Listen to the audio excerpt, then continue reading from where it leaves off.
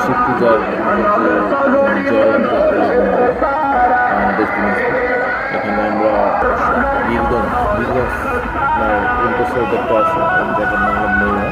ওখান থেকে আমাদের ভক্তবৃন্দুরা আবার জল নিয়ে আসে চকবাজার মন্দিরে। এখানে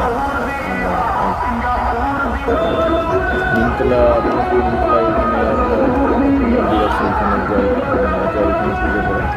পরে চকবাজারে মন্দিরে ভক্তবৃন্দুরা সারা রাত এবার তারপরে ভোরবেলা চলে যায় আমাদের এটা বলে আনন্দসাগরে গিয়ে তারপরে তো আবার আনন্দসাগরে গিয়ে আবার জল ঢালতে হয় শিবের মন্দিরে। ওখানে শিব মন্দির আছে, শিব মন্দির বলতে ওইখানে একটা আরেকটা আছে আপনার মন্দির, এখানেই আরেকটা আপনি জল আনতে যেতে পারে। সেটা হলো কাউগা নদী আছে, ওখান থেকে জল আনে অনেক জন্য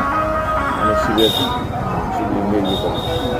তবে এই পূজাটা আমাদের দিনাজপুরের মধ্যেই অনেক সুন্দরভাবে করা হয়, আর ভক্তবিন্দু অনেক হয়, অনেক জেলা থেকে এখানে আসে। তারা জল নিয়ে যায়, মানে অনেক ভক্তবিন্দু হয়, আর এখানে অনেক সমাগম হয় ভক্তবিন্দুদের, অনেক মজা হয়, অনেক সনাতনীরা অনেক এনজয় করে।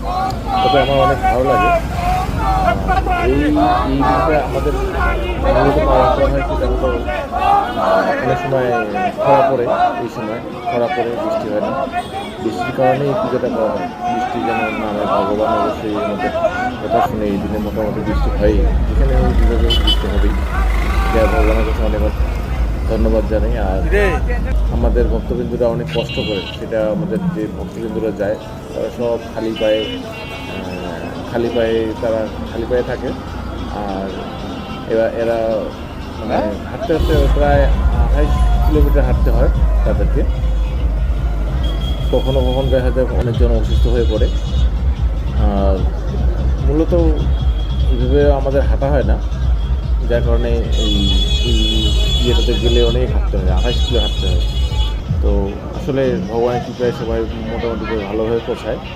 বৃষ্টির মধ্যেও যদি কেউ পেশাব পায়খানা করতে যায় তবুও স্নান করতে হবে, এবং 2 দিন ধরে নিরামিষ খেতে হবে, আর পাক পবিত্র হিসেবে থাকতে হবে। পাক পবিত্র থাকলে দেখা যাচ্ছে পেশাব করতে ইচ্ছে করছে, পেশাব করে স্নান করতে হবে, স্নান করে আর কি আবার জলটা সুন্দর করে নিতে হবে, নিয়ে আর কি এটাকে পাক পবিত্র হিসেবে নিয়ে যেতে হবে।